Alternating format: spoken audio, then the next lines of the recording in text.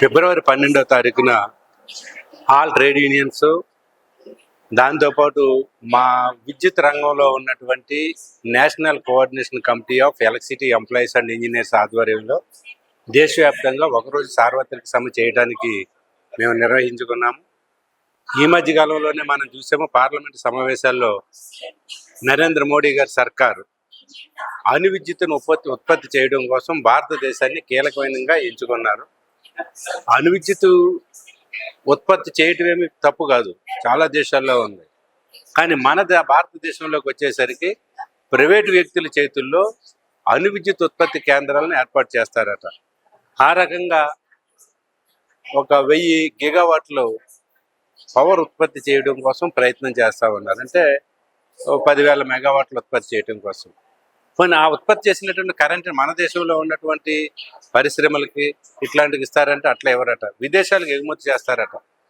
సముద్ర గర్భంలోంచి కేబుల్స్ చేసి విదేశాలకు పంపిస్తారట.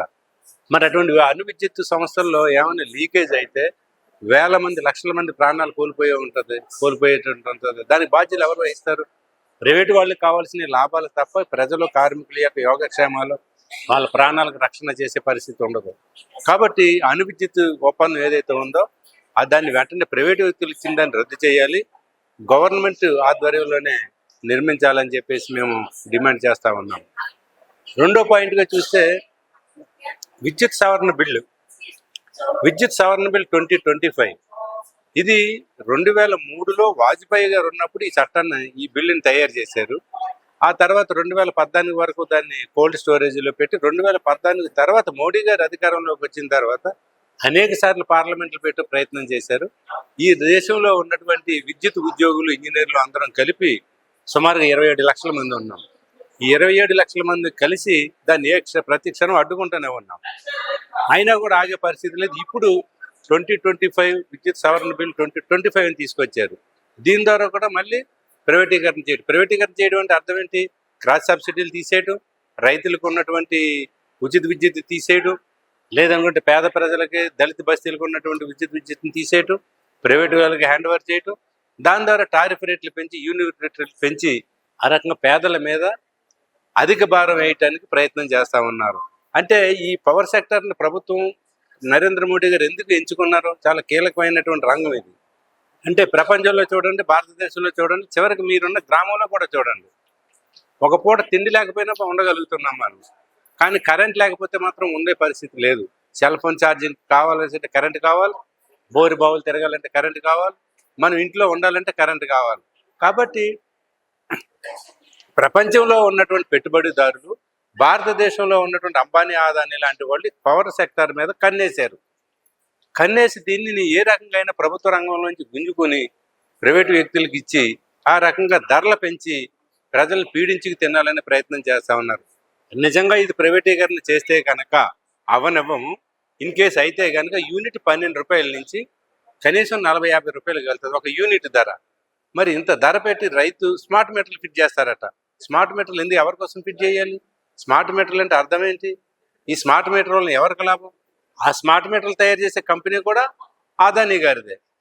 అట్లాగే అణు ఇంధనంలో ఉపయోగించే రియాక్టర్లు ఉన్నాయి. ఈ రియాక్టర్లు అమెరికా నుంచి, జర్మనీ నుంచి దిగుమతి చేస్తారు. అంటే ఎక్కడ చూసినా విదేశీ పెట్టుబడిదారులకు, స్వదేశీ పెట్టుబడిదారులకు విద్యుత్ సంస్థలు కట్టబెట్టాలని ఇదే ప్రయత్నం తప్ప ఇది ప్రజలకు ఉపయోగపడేది నిత్యావసర సరుకు లాంటిది. ఇది విద్యుత్ లేకపోతే దేశం అభివృద్ధి ఉండదు, ప్రజల అభివృద్ధి ఉండదు, రైతులు బ్రతకలేరు, ప్రజలు బ్రతకలేరు, పరిశ్రమల ఉత్పత్తులు తగ్గిపోతుంది అనే ఆలోచనే లేకుండా ప్రైవేటు వ్యక్తులు కట్టబెట్టి ఆ రకంగా పేద ప్రజలని, మధ్య తరగతి వాళ్ళని హింసించడం కోసం కేంద్రంలో అధికారంలో ఉన్న మోడీ సర్కార్ ప్రయత్నం చేస్తూ ఉంది. ఈ సందర్భంగా మేము చెప్పదలుచుకున్నాం, పవర్ జేఏసీగా national coordination committee of electricity employees and ఇంజనీర్స్గా చెప్పదలుచుకున్నాము. లేదని మన తెలంగాణలో united electricity employees union CITU సంఘంగా మేము చెప్పదలుచుకున్నాము. 12వ తారీఖున ట్రేడ్ యూనియన్స్, రైతు సంఘాలు, అలాగే వ్యవసాయ కార్మిక సంఘాలు, అసోసియేషన్స్, NGOs అసోసియేషన్స్ అని ఇట్లాంటి మన సెంట్రల్ అసోసియేషన్స్, టీచర్స్ ఫెడరేషన్స్ ఇవన్నీ కలిపి దేశవ్యాప్తంగా సమ్మె ఏదైతే చేయబోతా ఉన్నారో ఆ దేశవ్యాప్త సమ్మెలో కూడా మేము కూడా పాల్గొబోతున్నాము. పాల్గొనే రకంగా మా యొక్క నిరసనని మేము కేంద్ర ప్రభుత్వానికి తెలియజేసుకున్నాము.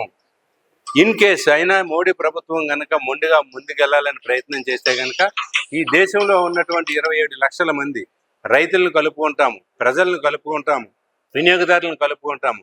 ఆ రకంగా కలుపుకుని అవసరమైతే ఈ ప్రభుత్వానికి వ్యతిరేకంగా పెద్ద ఎత్తున సమ్మె చేయడానికి కూడా సిద్ధపడతా ఉన్నాం. కాబట్టి ఫిబ్రవరి 12వ తారీఖున జరగబోయే సమ్మెలో దేశవ్యాప్తంగా ఉన్నటువంటి 27 లక్షల మంది విద్యుత్ ఉద్యోగులు మేము పాల్గొంటా ఉన్నాము. మోడీ సర్కార్ ఇప్పటికైనా గమనించి వెంటనే ఈ విద్యుత్ సవరణ బిల్ 2025ని వెంటనే రద్దు చేయాలని చెప్పేసి డిమాండ్ చేస్తా ఉన్నాం.